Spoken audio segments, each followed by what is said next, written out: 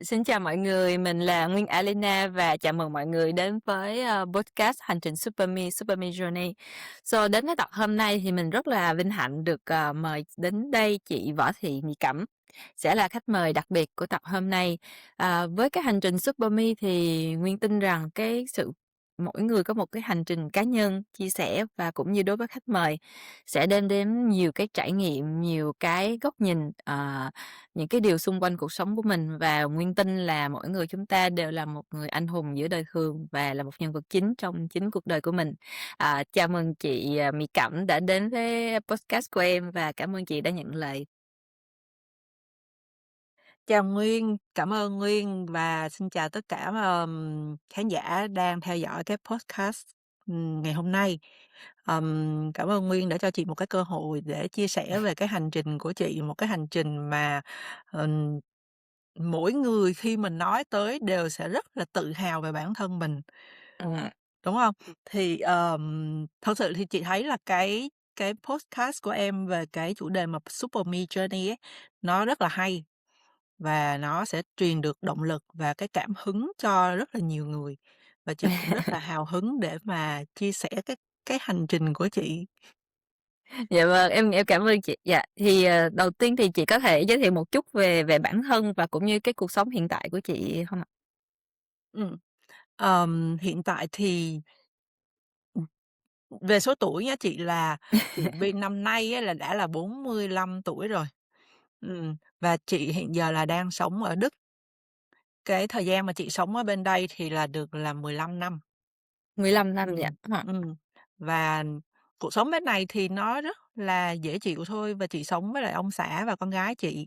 Con gái chị thì nó cũng lớn rồi và cái có một cái, gọi là, issue nhỏ trong cái gia đình chị thôi ấy là ông xã chị thường xuyên vắng nhà. Dạ rồi, ô Ừm. dạ, Mỗi lần anh đi công tác ấy, thì là phải là may mắn lắm ấy, thì là 1 tháng, 2 tháng, nhưng mà thường xuyên ấy là 3 tháng cho tới, ừm, nửa năm hoặc là 1 năm. Nhưng mà dạ dĩ vâng, nhiên là những cái công trình dài hạn như vậy thì là trong khoảng là 3 tháng, 2 hoặc 3 tháng thì ảnh sẽ được về nhà thăm gia đình một lần. Nhưng ừm, mà rất là thường xuyên là những cái chuyến công tác mà nó dài hạn ấy. ừm. Ừm, thì đó là một cái lỗ hổng, lỗ hổng nho nhỏ ở trong gia đình chị. Dạ, và em cũng nghĩ đó cũng, kiểu là, sẽ là một thử thách, một cái điều điều đặc biệt mà chắc sẽ rất là nhiều người cũng muốn được nghe và được, chị chia sẻ. Thì nếu mà mình quay trở lại cách đây 15 năm thì khi mà lúc chị ở Việt Nam thì cái lý do gì để chị chọn là chị sẽ qua Đức, để sinh sống và định cư? Ở trong chị không biết mọi người có cái cảm giác về bên trong của mình như thế nào. Thực ra thì cái lúc đó là chị vẫn còn rất là trẻ và Ừm, chị không biết cái bên trong, cái thôi thúc bên trong của mình nó là cái gì đâu. Mình chỉ sống theo cái guồng công việc của mình ấy là sáng thức dậy đi làm, xong rồi tới công ty làm hết việc, quay về nhà rồi đó là những cái bình thường thôi. Nhưng mà chị có một cái, gọi là, cái cảm giác ở bên trong ấy là chị cảm thấy là cái môi trường ở Việt Nam nó không thích hợp cho chị. Chị nhìn ừm, thấy những cái, ờm, thói quen về về văn hóa, về tư duy, về suy nghĩ và chị không thích cái điều đó. Chị muốn một cái gì đó nó mới mẻ hơn, ừm, nhưng mà chị cũng không rõ ràng được đó là cái gì, cái trong chị muốn là cái gì, mà chị chỉ biết là chị muốn một cái gì đó nó mới mẻ hơn trong con người chị và chị không muốn lặp lại những cái suy nghĩ, những cái tư duy hay là những cái, gọi là, văn hóa mà nó đã lâu đời ấy. Thì, ờ, khi mà chị đi làm á, chị cũng nhìn thấy được ấy là những người nước ngoài ấy, sau khi mà họ nghỉ một cái kỳ nghỉ phép, họ quay lại họ làm việc á, họ rất là năng lượng, họ rất là thoải ừm. mái. Nhưng mà chị á, thì là, ừm, cứ tới thứ Sáu, Thảo Nguyên có biết hông? Tới thứ Sáu thì chị lo ngay ngáy ra là thứ Hai mình phải đi làm, trong khi đó mình chỉ mới thứ Sáu thôi, còn thứ Bảy, Chủ Dạ, nhật mình còn mình mình chưa kịp tận hưởng luôn mình mà chưa mình kịp đã tận hưởng là mình đã lo tới thứ Hai mình đi làm rồi. dạ vâng. Bạn chị hỏi là "Sao mày lo xa dữ vậy Cẩm?" Đó, có những cái mà mình vô cớ mình lo cái chuyện không đâu á, nó Ừm, cứ ở trong đầu chị như thế và chị thấy là sao cái tư duy của họ nó hay thế và chị cũng muốn được cái tư duy đó. dạ. Ừm. Vậy thì lúc lúc đó là công việc của chị ở Việt Nam là công việc nào và chị đã làm được bao nhiêu lâu chị? Ở Việt Nam thì, cái background làm việc của chị á là về du lịch khách sạn, xong rồi sau đó thì là chị chuyển sang làm, quản lý văn phòng cho một công ty, nước ngoài cũng khá là lớn. Đó là có thể là em sẽ gặp đâu đó ở trong những cái thành phố, ở nước ngoài á là Regus Business Center, nghĩa là Ừm, cho thuê văn phòng ấy, cái công ty cho dạ. thuê, Ờ, văn phòng ấy. Ừm. Thì đó là những cái môi trường mà chị làm việc và, ờ, chị gặp ông xã chị là ở trong cái môi trường khách sạn nhưng mà không phải là ảnh đến khách sạn ảnh ở, chỉ là, ừm, tụi chị chỉ quen biết nhau qua, Skype là bởi vì lúc đó chị dùng Skype để liên hệ với những khách hàng ở nước ngoài. ừm, Và ảnh thì ảnh tìm thấy chị là người Việt Nam, ở Việt Nam thì ảnh ảnh vào ảnh say hello, ảnh nói là "Hello, tao sắp về Việt Nam tao làm việc." Thì chị nghĩ là ảnh cần một cái thông tin gì đó từ mình, hoặc là, dạ. để ảnh ảnh nắm được trước khi ảnh sang làm việc, nhưng mà thật ra thì là ảnh đã tới đó lần thứ 2 rồi, và ảnh chỉ, chào vu vơ thế thôi chứ cũng không quyết định là không quyết định là Ảnh là muốn làm quen, đúng hông? cũng không quyết định là làm quen nữa. Hay chị ạ. Nhưng mà vậy em muốn khai thác thêm là cái lúc mà chị nói là chị cảm thấy có một cái sự chị muốn thoát khỏi có một cái sự những cái nhịp điệu cũ, những cái cũ trong cái môi trường công công việc á, thì lúc đó là chị đang làm bên bên khách sạn hay lúc đó là chị đang làm bên quản lý văn phòng? Lúc đó nó rõ ràng nhất là khi mà chị làm bên quản lý văn phòng là bởi vì ở cái môi trường đó chị thấy rất là nhiều người nước ngoài hơn là ở cái Ừm, môi trường khách sạn. dạ, Tại vì ở trong môi trường khách sạn thì chị là, sales manager và những cái đối tác mà chị làm việc á là những công ty du lịch ừm, ở trong nước thôi. dạ, Ừm, và thỉnh thoảng thì cũng có một vài cái contact với lại những cái travel agency ở nước ngoài, nhưng mà nó không nhiều bởi vì họ vẫn cần một cái land tour ở Việt Nam, cho nên họ thường là đi qua những cái agency ở Việt Nam, mình chỉ contact để giữ cái mối liên hệ này kia thôi. dạ, dạ, Nhưng mà ừm, cái sự thôi thúc đó chị nhìn thấy nó rõ hơn khi mà chị ở trong cái môi trường mà làm, quản lý văn phòng của Regus á. dạ. Vậy nếu như chị có thể có một cái ví dụ cụ thể, ví dụ cái điều gì mà khiến chị cảm thấy mệt mỏi, chị cảm thấy muốn thoát nó ra trong cái môi trường đó, khi trong lúc chị làm việc hay không? Và chị muốn thay đổi cái môi trường qua một cái đất nước khác, chị có một cái ví dụ cụ thể hay là chị, Ừm, chị không thấy có tại vì khi mà mình đi làm ấy, chị không có định hình được là cũng không được định hướng cái thời gian đó là những cái lứa của tụi mình ấy là hiếm có ba mẹ nào định hướng cho con theo cái sở thích á. Chỉ là những cái lời khuyên là, cái ngành này tốt nè, làm đi, cái này, dạ, có tương lai nè, làm đi, thì thế là mình cứ lao vào mình làm thôi. Chứ mình không có một cái, gọi là, cái đam mê hay là, ờm, cái hứng thú ở trong cái công việc đó thật sự. Chị ừm, chọn công việc sales là bởi vì nó có một cái, giờ giấc khá là linh động và nó có một cái mức lương tốt. Thật sự nó là như thế, nhưng mà cái sự mà yêu thích của chị đối với công việc ấy, là chị được ngồi làm việc với laptop, chị có thể, ờ, lập trình, chị cũng rất là thích về lĩnh vực IT nhá. à, Ừ, dạ, chị rất là thích về cái lĩnh vực đó.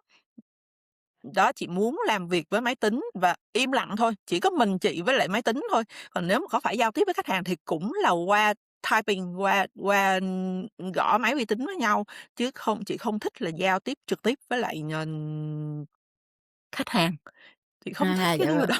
Bởi vì dạ vâng, trong chị á là chị cứ mặc định là chị là một người giao tiếp không giỏi. ừm, Ừm, và cái công việc sales đó nó đòi hỏi chị phải đi ra ngoài để giao tiếp với người ta và chị phải cố gắng rất là nhiều ừm, để mà gặp gỡ khách hàng và cái điều đó nó lấy đi năng lượng của mình rất là nhiều. Yeah, em hiểu, kiểu như, Ừm, chị bị cạn kiệt năng lượng, kiểu, phải phải gồng trong một phải cái công gồng việc lên á. dạ vâng, Và cái khi mà chị phát hiện ra là chị thích cái công việc về IT ấy, thì lúc đó chị đã là 24, 25 tuổi rồi. Mà ở Việt Nam mình cái cái thời đó vẫn nghĩ là cái thời điểm đó đã là khá là trễ để mà thay đổi một cái sang học một cái lĩnh vực khác lại từ đầu và lại đi tìm một cái công việc mới từ đầu. Nghĩa là dạ, chị xác định ra là nếu mà chị học về IT thì cũng phải mất 3, 4 năm nữa, thì lúc đó tới 29, 30 tuổi rồi, mà ở cái lứa tuổi đó thì rất là khó đi xin việc. Cho nên là chị cứ ôm cái công việc sales đó và chị làm nó, nhưng mà thật sự là bên trong mình thì là không thích về sales. ừm, dạ. Vậy thì cái bước ngoặt nào mà để chị nói là bây giờ mình không không làm nữa? Tại vì em có đọc một cái bài trên Facebook của chị là khi chị quyết định là chị nghỉ việc, ở công ty, thì cái quyết định nào mà cái gì mà nó thôi thúc chị đến mức là giờ bây giờ chị sẽ phải chọn lựa là hoặc là mình vẫn tiếp tục làm, hoặc là bây giờ mình ngưng để mình tìm một cái con đường khác, cho mình? Thật ra cái con đường nó là như vậy, ở trên cái bài viết đấy thì chị nói là chị cứ khăng khăng nghỉ việc, đó là cái công ty đầu tiên và cái công việc đầu tiên mà chị có. Nó Ừm, là ở cái mức mà thấp nhất, ở cái vị trí là thấp nhất, đó là một người admin. Thật ra thì dạ, là nói là admin là cho một cái chức danh nó hay ho, nhưng mà đúng ra là nó làm những cái việc rất là nhỏ và nó rất là, ừm, gọi là, tủn mủn và rất là cứ lặt vặt chuyện này chuyện kia kia nọ mà mình phải phải để tâm mình làm ấy. Thì bởi vì cái công việc đó là chị có được là nhờ cái mối quan hệ của bố chị. ừm, Ừm, cho nên là chị không dám cãi và, thật sự là những cái ngày mà đi làm ở trong cái công việc đó, chị không nói là chị ghét nó nhá, đúng nói một cách công bằng đó, thì cái công việc đó cho chị một cái sự quan sát và cái sự mà, ừm, chỉn chu hơn trong cái cách viết, bởi vì mình phải viết văn bản á, cũng khá là nhiều. Ừm. Và, phải làm những cái việc mà, tụi chị nói giỡn với nhau ấy, là lỡ mà có bị thất nghiệp ấy, đi ra ngoài đường là cũng không sợ, không không có việc làm. Bởi vì ấy là, ở đây là biết làm đủ thứ hết rồi. dạ đó, Ừm, nghĩa là nó bao quát nhiều tới như vậy. nhiều nhiều mảng, dạ vâng, mảng nào Ừm, mình cũng có làm một một phần ở trong đó, ừm, dạ vâng, đó, xong rồi, đó là cái công việc mà chị cố gắng làm vì bố chị sắp xếp. Nhưng mà, ừm, bởi vì chị thấy là mình không được có một cái, gọi là, cái đối xử nó công bằng lắm, cho nên là tới một cái mức độ nào đó mình không thể chịu được nữa rồi á, thì là, ừm, chị nghỉ. Mà chị nghĩ cái lúc đó là không có một cái dự định gì cho một cái công việc để backup phía sau, nghĩa là chị nghỉ ở đây thì chị sẽ có một cái công việc mới chị làm liền. ừm, Chị nghĩ là chị chỉ có xách đơn lên là chị nộp đơn xin nghỉ thôi, và sau đó ờ, là chị thất nghiệp 2 tháng. Sau đó là chị có thất nghiệp 2 tháng, nhưng mà may mắn là, một chị đồng nghiệp cũ ở trong công ty ấy, chị làm ở phòng marketing thì chị có quen biết với lại những anh chị ở bên khách sạn khác, thì người ta đang cần có nhân viên thì chỉ giới thiệu cho chị. ừm, Và lúc đó thì là từ công việc admin chị chuyển sang làm cho admin của phòng sales. ừm. Và, từ đó thì anh cấp trên của chị ấy, ảnh mới chỉ dạy cho chị và ảnh từng bước dẫn chị tới cái công việc sales và marketing. Ừm. Đó, thì, sau khi những cái, một vài năm làm cho, một vài cái khách sạn ở Việt Nam ấy, chị chỉ làm ở văn phòng đại diện thôi, thì, ờm, cái kỹ năng của mình và cái kinh nghiệm của mình nó cũng được nâng lên nhiều ấy. Thì những cái anh chị mà đã từng làm sếp của chị ấy, khi mà họ thay đổi sang một công ty khác thì họ cũng, ờ, nhìn thấy được cái khả năng của mình và họ cũng muốn đưa một cái lời mời, nghĩa là mình có muốn thay đổi một cái môi trường mới hay không? Ừm, Ừm, đó, thế là chị có duyên đến với lại Regus là thông qua một người sếp cũ. dạ, Và thì là mỗi cái sự thay đổi đó chị đều, có cái sự thăng tiến hơn một xíu. Nghĩa là nó không phải là thay đổi mà theo một cái chiều hướng xấu, nó thay đổi theo một cái chiều hướng tốt. Nhưng mà thực sự thì bên trong của chị là vẫn quan sát và chị thấy là sao người nước ngoài họ có cái phong cách đi làm nó hay ho thế, mà mình thì là cứ cứ lo, ừm, chằm chằm trên những cái thứ không đâu mà mình không cảm thấy thoải mái với cái công việc của mình làm. ừm, dạ. Đó, Nhưng mà thì nếu là mà nếu từ mà đó thì chị mới quyết định. chị gọi tên, chị nghĩ là lúc đó thì thật sự là chị lo lắng là về cái gì? Trong cái lúc quá trình chị đi làm á, ví dụ như chị nói là thứ Sáu là chị đã lo cho thứ Hai là chị lo vì chị lo về KPI, chị lo về kết quả, chị cảm thấy áp lực hay hay là có một cái gì nó khác Đúng biệt rồi. hơn? Ừm, Ừm, đó là những cái bình thường, ở trong công việc thôi. Mà như chị nói là có thể là đó là cái công việc nó không thích hợp với chị. Chị phải ừm, mặc dù là làm quản lý văn phòng nhưng mà chị vẫn phải gặp những khách hàng đến thuê văn phòng nhé. Để tại vì vẫn phải gặp khách hàng và giới thiệu với họ về những cái facilities ở trong cái trung tâm của mình để họ biết họ sử dụng như thế nào, rồi giới thiệu phòng ốc của họ ở đâu, rồi khi họ cần là làm nói chung là những cái đó. Và thêm một cái công việc nữa là mình vẫn phải upsell những cái dịch vụ của mình khi mà khách đã dạ, ở trong cái trung tâm của mình rồi. Thì nói ừm, là quản lý, nhưng mà nó đâu đó vẫn có liên quan tới cái việc mà giao tiếp với khách hàng, trực tiếp và giải ừm, quyết những cái vấn đề của họ. Rồi đó, thì mình cứ làm nhưng mà mình không biết cách phân bổ được cái thời gian hoặc là, rạch ròi giữa ngày nghỉ và ngày đi làm. Thì mình cứ đem cái suy nghĩ, cái công việc của mình nó cứ nằm ở trong đầu á, mình cứ đem về nhà xong rồi mình ngán ngẩm, ngày hôm sau mình ngán ngẩm mình không muốn đi làm, cái kiểu như vậy. dạ, Và chị dạ, thấy là vì sao mà cái người Tây họ họ xin nghỉ phép xong rồi là coi như họ quay lại trở lại là họ tràn đầy năng lượng luôn. Mình thì không làm được cái chuyện đó. nhưng Kiểu mình nghĩ vậy cái thôi. đó cũng là một Chị phần chị có trách nhiệm cao á, và một phần là chị, kiểu là, mình luôn giống như có một phần trường hợp của em là em luôn muốn là mình làm tốt nhất. Hoàn thành tốt nhất những cái công việc mà mình được giao, và nếu như ừm, mà đôi khi có những cái giai đoạn mà công việc nó nhiều quá mà mình không được giải quyết được hết á, thì nó cứ nằm ở trong đầu của mình à. Nó cứ nằm mà nó cứ cứ cứ đó, và mình luôn luôn có một cái thôi thúc là mình sẽ lấy cái thời gian riêng, thời gian dành cho gia đình để hoàn thành xong cái công việc. đúng rồi. Thì em cũng có vâng, em cũng có một cái khoảng thời gian em, kiểu, bị căng thẳng và bị khó chịu về cái chuyện đó, thì, ờm giống như là, cũng em nghĩ lúc đó cũng sẽ phải học cách từ từ Ừm, và nhiều khi cũng phải chấp nhận là nếu như mình không làm trong lúc cuối tuần thì mình sẽ có cái cảm giác đó, nhưng mà bù lại mình có thời gian cho gia đình và mình để cái chuyện đó ừm, qua thứ Hai. Còn nếu mà không thì thật sự mình muốn giải phóng để cho đầu óc mình nhẹ nhàng thì mình hy sinh một phần thời gian và làm việc, kiểu, thật tập trung hiệu quả để giải quyết cho xong hết trong cuối ừm. tuần, đó. Nhưng mà ví dụ, kiểu, với công việc của chị thì em nghĩ là lúc ở Việt Nam thì chị có bắt buộc, phải làm trong những ngày cuối tuần hông? Tức là thí dụ nếu mà những cái đòi hỏi, của công việc á, có khi nào là chị bắt buộc phải làm thêm cả thứ Bảy, Chủ nhật hông? Ờ, cũng có, nhưng mà đó không phải là bắt buộc theo cái quy định của công ty, mà, bắt buộc là bởi vì mình thấy mình chưa hoàn thành xong cho nên mình phải làm. Dạ, Có một dạ cái vâng, lần ấy là khi mà chị làm bên Regus, chị nhớ là cái lần đó là công ty đổi sang một cái hệ thống mới, thì phải ừm, di chuyển hết toàn bộ data của cái hệ thống cũ sang hệ thống mới.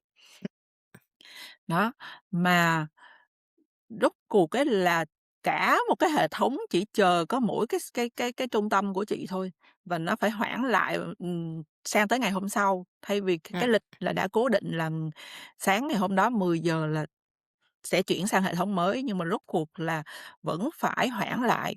Và cái cái khối lượng mà khi mình cứ phải ngồi nhập data rồi rồi nói chung là mình cũng có những cái xoay sở để mà khi mà mình upsell khi mà mình upsell thì mình có những cái xoay sở mà làm không đúng với cái quy trình của hệ thống.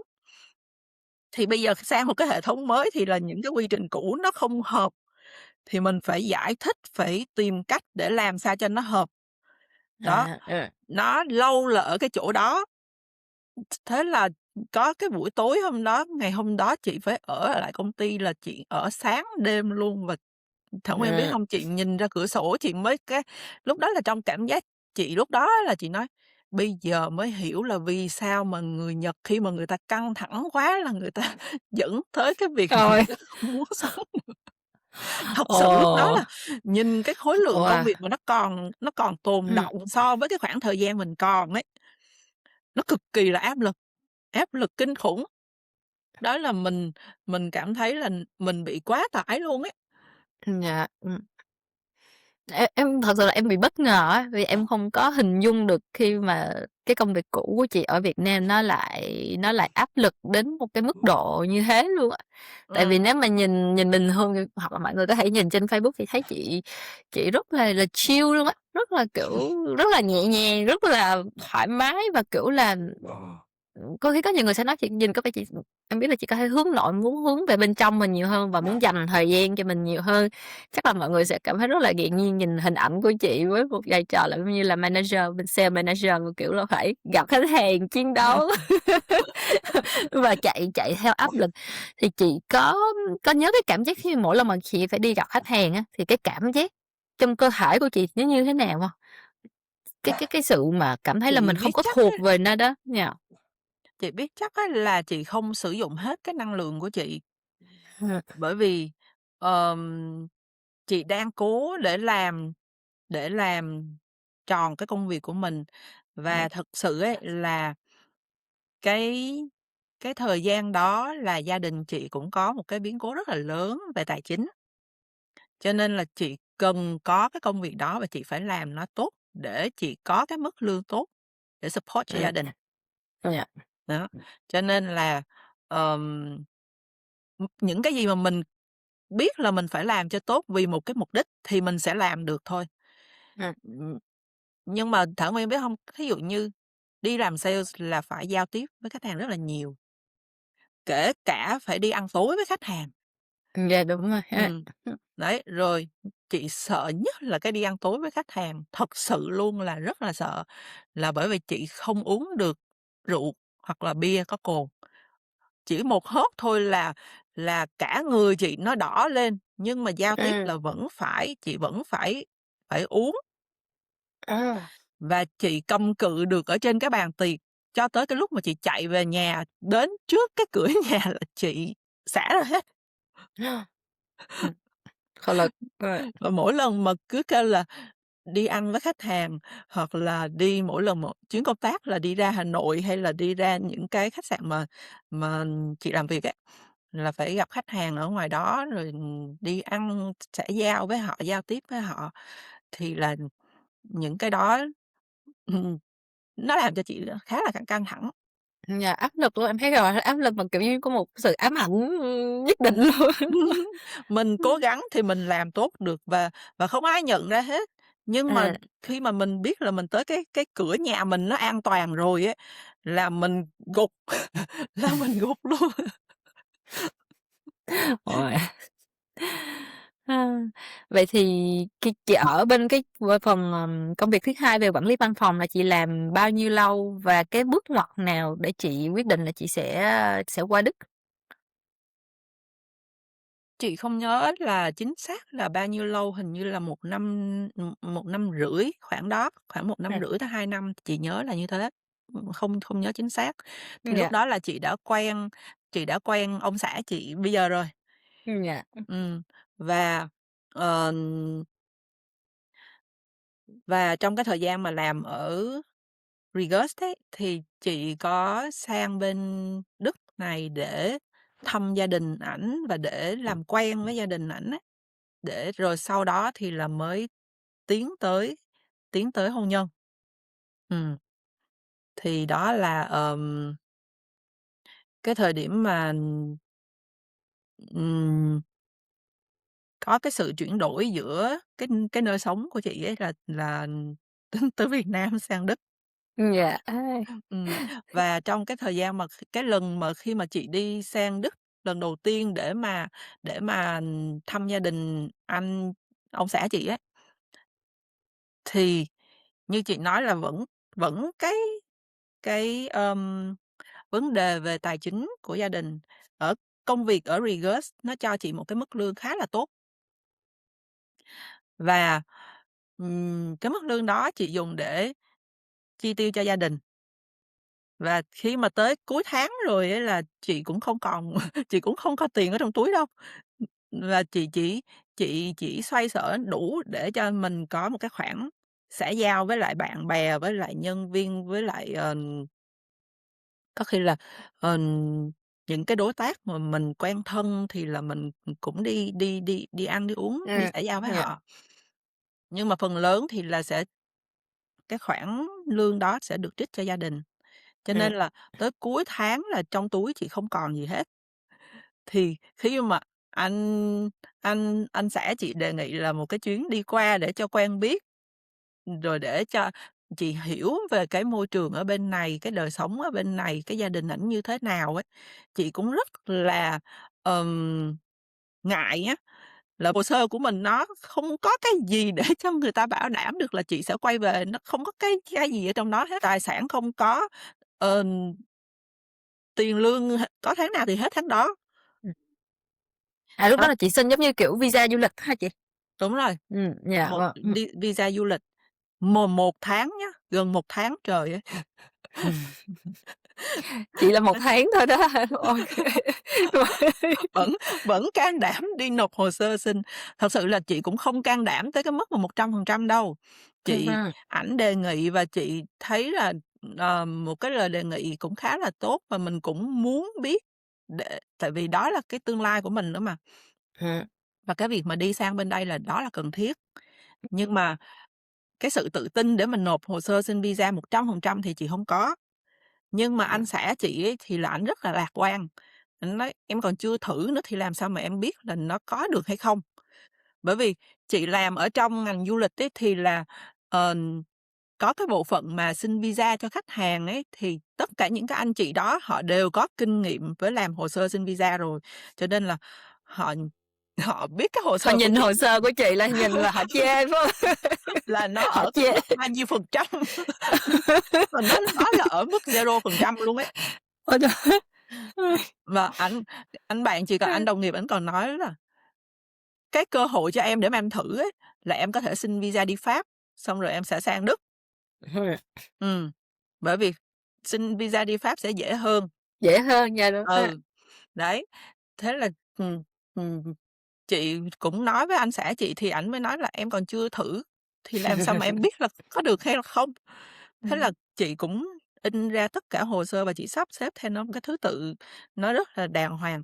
Và tới cái ngày nộp hồ sơ ấy, chị lên nộp và người ta phỏng vấn ấy, thì chị chỉ có một cái thái độ mà chị có thể có một cái điều mà chị control được duy nhất là cái thái độ của chị thôi. Dạ, được. Đó, cho nên là chị bước vào một cái cuộc phỏng vấn cũng khá là tự tin, chị không có khép nép, cũng không có rụt rè, cũng không đến nỗi là bất cần. Cho nên người ta hỏi câu nào thì chị trả lời đúng trọng tâm câu đó, người ta hỏi "Good morning" chị thì chị cũng "Good morning" lại, và không không có xã giao thêm bất kỳ một cái rìa gì hết. Cho nên chị nghĩ là vì cái đó mà đã ghi được ừm, cái sự mà tin tưởng của cái người phỏng vấn ấy. Chị nghĩ là họ đã phỏng vấn khá là nhiều, cho nên họ sẽ có cái nhìn, họ sẽ biết ngay là cái người nào mà Dạ. có cái mức độ thật thà và họ tin tưởng được. Dạ, đúng rồi. Và, kiểu, Ừm, em nghĩ là, kiểu như, cái năng lượng của mình nó tập trung hoàn toàn ở đó và, kiểu là, họ thấy là mình biết rõ mục đích của mình xin visa để như thế nào, chứ không phải ờ, vì mục khác và cũng không không tìm kiếm một câu trả lời khác hoặc là lái cái câu trả lời của mình theo cái hướng hướng của visa. Vậy ừm. thì khi mà chị quen với, anh xã của chị thì lúc mà giới thiệu với gia đình ở Việt Nam lần đầu hay là lúc cái khoảng thời gian đầu thì gia đình của chị có bất ngờ hông? Hay là có Khá một là cái bất sự ngờ đấy, tại dạ, vì không bao giờ thấy chị dẫn bạn trai về hết, nghĩa là chị cũng chỉ có đi làm, tụ tập thì tụ tập với bạn gái, rồi, ở ở công sở thì là làm hết việc rồi đi về, thế thôi, Ừm, chưa bao giờ chị dẫn một bạn trai nào về hết. ừm. Mà mọi người vẫn thắc mắc thôi, thí dụ như lúc ông nội chị còn sống á, mà cái này nó rất là vui nhá, chị không chị cũng không biết là vì sao mà chị trả lời cái kiểu đó được. Ông nội chị hay hay hỏi là "Sao con lớn rồi con hông có bạn trai đi?" Cái chị mới nói là "Con có, nhưng mà bạn trai con ở nước ngoài." Lúc đó thật sự là chị không có một cái mối tình lận lưng luôn á hả Nguyên, Á. mà chị nói bừa ra như thế, chị nói bạn trai con ở nước ngoài. Cái cái ổng cũng cố ổng gặng ổng hỏi mình, cái ổng hỏi: "Vậy chứ bạn trai con tên gì?" Cái chị nói: "Bạn trai con tên là Richard." Ông xã chị bây giờ tên là Richard, Ồ! chị bịa đại một cái tên Sao này. một cái sự tình cờ, một duyên dữ vậy? Thật sự là chị thấy những cái chuyện mà nó xảy tới cho chị á, nó rất là, nó có sự Sắp đặt, sắp nó đặt như thế nào á, mà ảnh nó cứ trùng khớp, nó cứ trùng khớp. Thì cái lúc mà ảnh anh xã chị mà quen với chị mà ở trên trên Skype á là chỉ có nhảy vô rồi hello một câu thôi. Giống như lúc nãy chị nói là chị tưởng đâu Dạ. là ảnh cần cái sự giúp đỡ, bởi vì chị không có nói chuyện với người lạ. Nhảy vô mà say hi một cái là chị im luôn. Nhưng mà ảnh nhảy vô ảnh say hi và ảnh nói là "Tao sắp sang Việt Nam tao làm." Cho nên chị mới nghĩ là ảnh cần cái sự giúp đỡ của chị. Thế chị mới hỏi thì ảnh nói là "Không, thật sự là tao hổng cần cái gì hết, tao chỉ có hello mày thế thôi." Thì lúc đó là sau này mới biết là ảnh trong một cái lần mà, nghỉ giữa những cái dự án á, thì ảnh ở nhà thì ảnh chắc là rảnh rỗi quá chưa có gì làm ấy, cho nên là đi lên mạng rồi thấy chị thì say hello thế thôi chứ còn cũng hổng có mục đích gì. Đấy, sau rồi thì ảnh mới sang Việt Nam ảnh làm thì ảnh làm ở dưới nhà nhà máy, khí điện đạm Cà Mau ấy. Ừm, rồi cũng cũng lâu lâu ảnh cũng nhảy vào ảnh hello một cái, xong rồi cũng nhảy chị cũng hello lại rồi thôi cũng hông ai nói gì hết. Rồi Ừm. cũng có một ngày thì ảnh cũng rảnh quá hay sao ấy, thật sự chị thấy là như vậy, thì cái ngày đó nó nói nhiều hơn là những cái ngày khác thôi. Cho nên hỏi hỏi hỏi tùm lum tùm la, hỏi công việc mày này kia thế này thế kia làm sao kia nọ.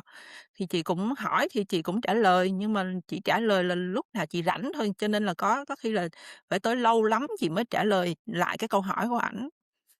Thì, ừm, vào cái dịp mà, ờm, Halloween ấy, thì ảnh mới nói là "Halloween thì tao được nghỉ cuối tuần ấy, thì tao sẽ lên Sài Gòn để tao gặp mặt mày nha." Ờ. Ờ, thế thế là chị nói: thì mày cứ lên đi, xong rồi tao mời mày đi uống cà phê."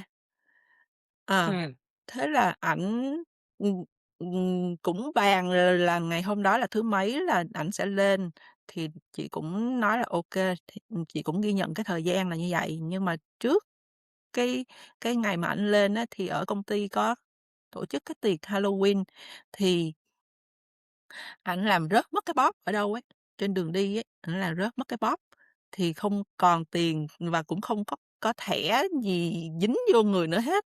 Thế là ảnh mới nhắn tin ảnh xin lỗi, nói là "Tao xin lỗi mày là tao không lên gặp mày được, là Ừm. bởi vì tao bị mất cái bóp rồi, giấy tờ tao cũng mất hết rồi." Thế là chị cũng thiệt thà, chị cũng hông thật sự cũng hông nghĩ gì đâu, thì lúc đó là bởi vì chị còn một cái thẻ của ngân hàng BIDV. Ngày xưa chị mở cái ngân hàng đó đầu tiên và, khi mà chị chuyển sang làm cho khách sạn thì là chị phải sử dụng, Vietcombank, họ không sử dụng BIDV nữa, cho nên trong cái tài khoản đó, cái thẻ đó nó còn có đúng 2 triệu đồng. Chị cho Mà ảnh chị cũng mượn. chưa khóa cái tài khoản đó nữa thì chị mới nói là "Thế mày có cần tiền hông? Tao còn cái tài khoản cái thẻ này nó còn có 2 triệu đồng thôi, mà tao cũng hông biết mày mày có xài đủ hay không á, nhưng mà có thể là nó giúp được cho mày. Mày cứ cầm lấy 2 triệu đó mày xài, xong rồi khi nào mày có mày trả lại cho tao." Thế ảnh nói là "Không, tao cũng không cần đâu." Có những người đồng nghiệp ở ở dưới công ty này là có cái văn phòng admin họ cũng hỗ trợ rồi. Thì sau này thì ảnh cũng nói là cái lúc đó thì ổng thấy sao mà chị thiệt thà quá, anh nói sao mà thiệt thà quá cho nên, chị cũng hông để ý đâu, cho nên ảnh nói chị nghĩ là có thể cái điểm đó nó chạm ảnh. Dạ, đúng rồi. Em Ừm, nghĩ là chị tốt lắm, chị tốt quá đó, anh cũng sẽ cảm thấy có một cái ấn tượng cực kỳ là đặc biệt luôn á. Ừm. Vậy là hai hai anh chị quen nhau bao lâu là đến, quyết định là sẽ đi đến hôn nhân? Trong khoảng 2 năm, và 2 Dạ, trong năm khoảng hai đó cho tới bây giờ có con luôn rồi là vẫn là yêu xa đấy. ừm, Ừm, dạ, dạ vâng, và chị có một cái cảm giác rất là đặc biệt với ảnh, chị không nghi ngờ gì hết Thảo Nguyên.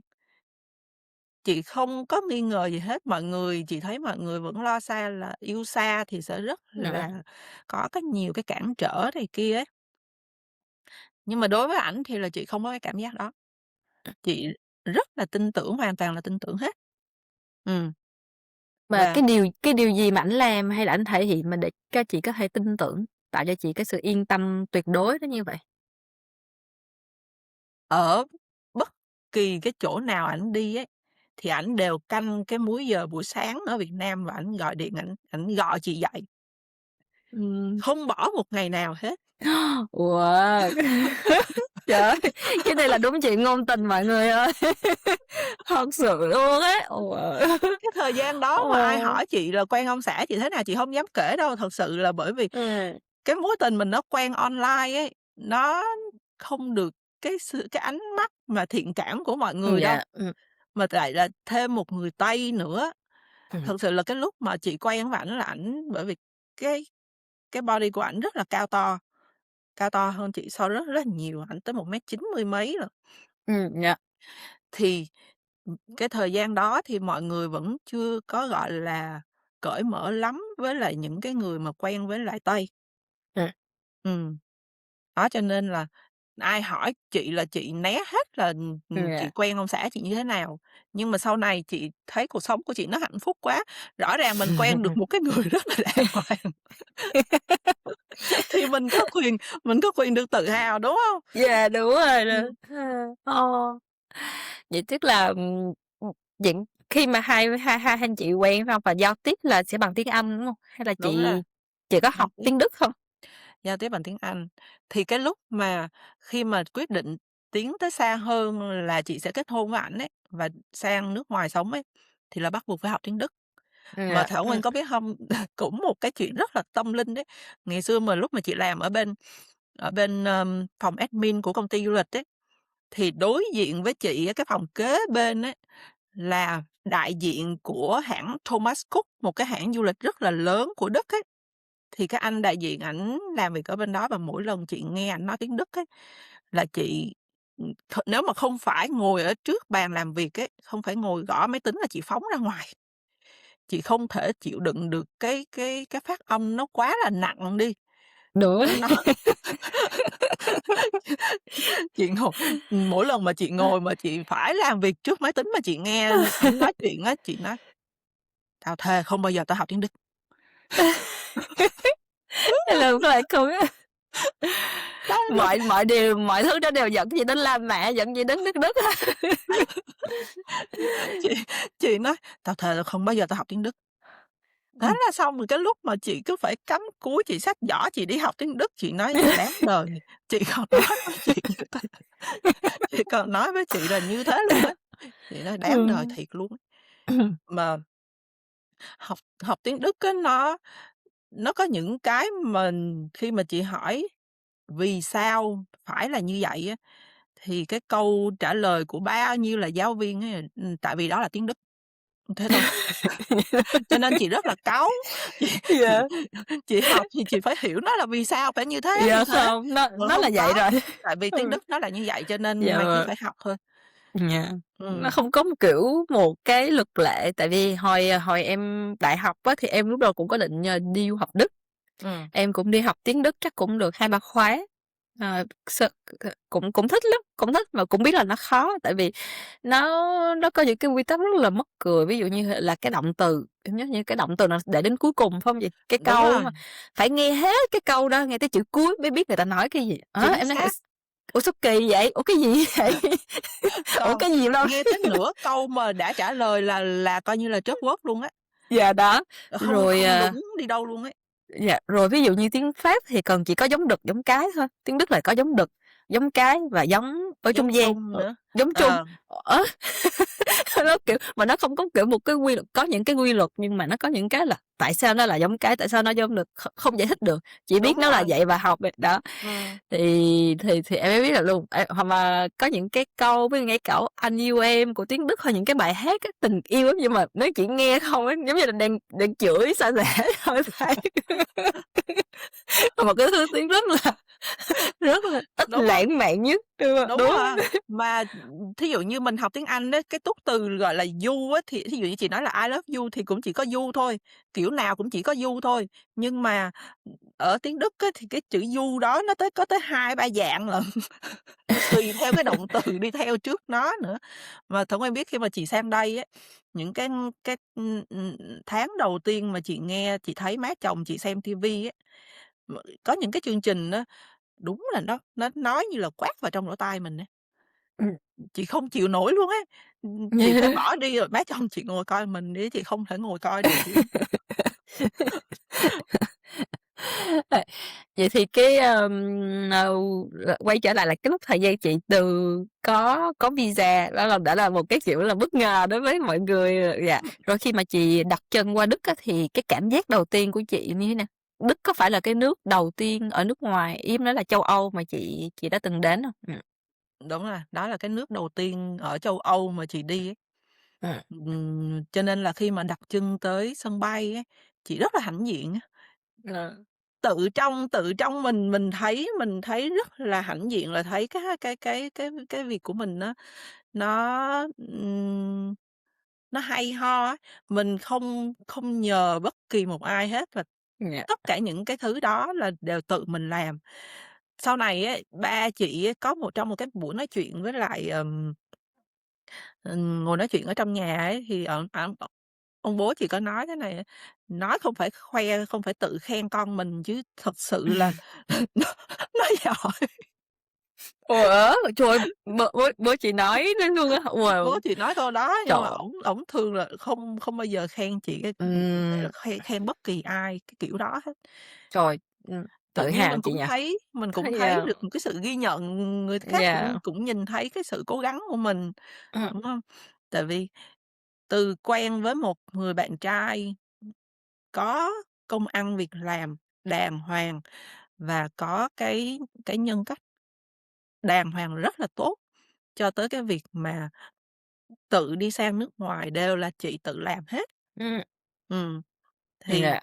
lúc đó là những cái đó là bố chị không nói, mãi tới sau này mà có chồng rồi đi về Việt Nam tới mấy lần rồi á, thì là trong một cái lần mà ngồi nói chuyện với nhau về cái đề tài gì á, chị không nhớ, nhưng mà chị có nghe bố chị nói cái câu đó. Thì chị nói Dạ. rốt cuộc cũng có một lần chị nghe được từ bố chị khen chị.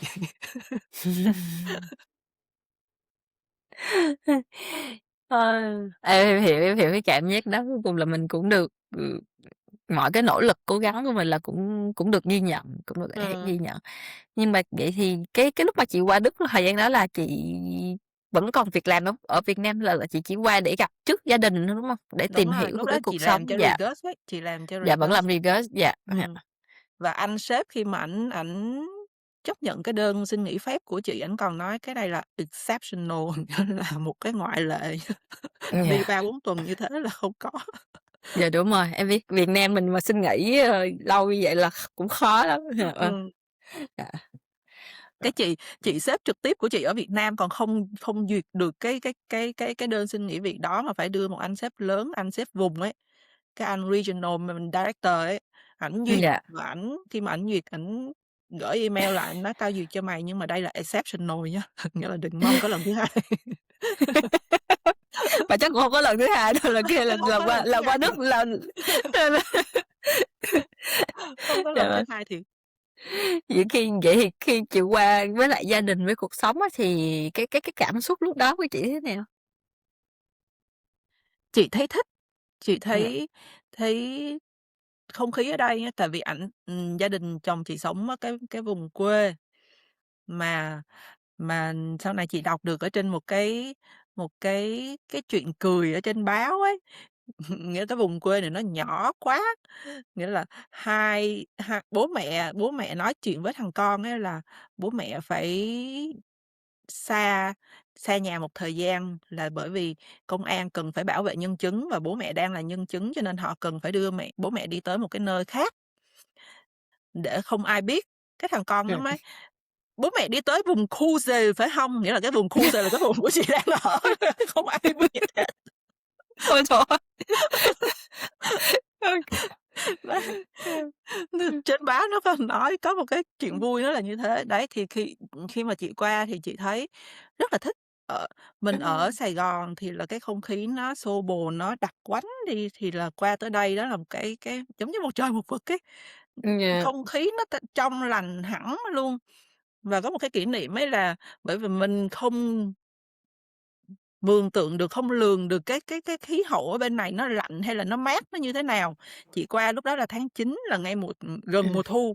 Đường mùa thu, dạ, Ừm, thì, anh xã chị có một con chó nhỏ thì là mỗi ngày ảnh dẫn nó đi lên trên đồi đi dạo, đấy là buổi sáng. 9 giờ mấy sáng thì là chị te te đi xuống cầu thang và mặc cái áo ba lỗ với lại cái quần sọt vậy nè. Xong rồi chị nói: "Anh ơi, đi thôi anh ơi." Thế chồng chị anh Chị xã chị chồng lúc á. anh xã chị mới nhìn chị, nhìn ngạc nhiên luôn ấy, nói: Ừ. "Em quyết định đi ra ngoài đường mặc thế này á hả?" "Ừ, thì là trời đang nắng mà, đẹp vừa ấm, đi thôi." Mà ổng cũng không nói gì, ổng chỉ hỏi mình một cái câu rất là vô duyên như thế. Xong rồi thì đi ra ngoài tới được nửa đường, chừng 10 bước chân Dạ. chị nói: "Anh ơi, đi về cho em thay đồ." Anh để cho chị cảm nhận, cảm nhận. Thì đó là cái kỷ niệm mà ảnh cũng Ờ, nhớ và đến giờ ảnh ờ, ảnh rất là ừ, hay hay lôi nó ra để kể, cái kiểu mà kể sỉ nhục chị với lại con ấy. Nói: dạ "Đấy, vâng. mẹ con lúc xưa là như thế đấy." Dạ vâng, có nhiều cái kỷ niệm cũng vui tới cái hồi mà em, lúc mà em qua Pháp để em học, thạc sĩ á, thì em qua là đầu tháng 1, Ừm. lạnh ơi là lạnh thì cũng, kiểu, cũng chuẩn bị đầy đủ đồ. Nhưng mà ví dụ em có bạn, đó là chồng của em á, khi tụi em quen nhau lúc mà tụi em ở ký túc xá kế bên nhau, có qua qua chơi á, thì em vẫn còn nhớ lúc đó em vẫn mặc cái đồ pyjama ở nhà á. Và ở pyjama rất là bình thường, kiểu, pyjama màu hồng hồng rồi tay lửng lửng như vậy mà, kiểu, lúc đó nhìn mặt chồng em hồi xưa cái kiểu cũng hơi bị bất ngờ á, bị, kiểu, "Ủa, ba mặc cái gì?" Đúng rồi. Đúng rồi, và mình thì mình cảm thấy cực kỳ rất là bình thường, tại vì buổi tối đi học về xong mình chỉ ở trong phòng sinh hoạt thì mình mặc pyjama và mình, kiểu, có bạn bè, bạn Tết thì mình vẫn cảm thấy nó là chuyện bình thường, nhưng mà đối với người Ừm, nước ngoài thì cảm thấy nó là một điều cực kỳ rất là nó bất rất là bình kỳ cục, thường đúng luôn, hông? nó rất là Bộ kỳ cục pyjama luôn. của mình cho dù nó là dài tay đi nữa thì cũng là một bộ đồ ngủ và nó sẽ không nên được mặc vào ban ngày. Họ thức Dạ, hoặc dậy là, kiểu, hoặc là thức dậy hoặc là gặp gặp gặp, gặp bạn bè, gặp khách, kiểu, nhiều khi lúc bắt chồng em lại có khi lại suy nghĩ khác. Hông biết là có ý gì hay không mà sao lại mặc đồ hông. pyjama mà trong khi mình hoàn toàn Đó, hoàn toàn đúng là là không có đó là quen. những cái, gọi là, cái cú sốc văn hóa mình nói chung là Dạ nó không đến vâng, nỗi là nó sốc cho mình đến nỗi mình không chấp nhận được, nhưng mà đó là giống như là một cái kỷ niệm, nhưng mà đó là cái sự ờ, khác nhau giữa văn hóa. Chị thấy má chồng chị nhá, ở nhà á, sáng thức dậy là thay quần áo chỉn chu, mang đúng giày đàng rồi. hoàng chứ không phải là mang dép đâu, À, mang dạ giày vâng. đàng hoàng luôn ấy. Thay một bộ đồ và đi ngủ thì mặc đồ ngủ chứ còn không có cái khái niệm là đồ mặc ở nhà hay là đồ pyjama như mình. Dạ, pyjama là không có mặc ở nhà nhưng mà không phải mặc trong ngày, chỉ có Đúng mặc rồi, đúng nghĩa không là mặc đi trong ngủ hàng thôi. ngày. Dạ, đúng rồi, đúng nghĩa là Có đi lần ngủ. chị ngủ dậy một cái cũng có 1-2 lần chị ngủ dậy là chị thấy làm biếng, không có cái hứng thú gì để đi ra ngoài á, mình cứ ở trong nhà cho nên chị mặc cái bộ pyjama. Thì chị mở cửa ra thì cái ông hàng xóm kế bên này ổng hello: "Tới giờ mà mày vẫn còn naked."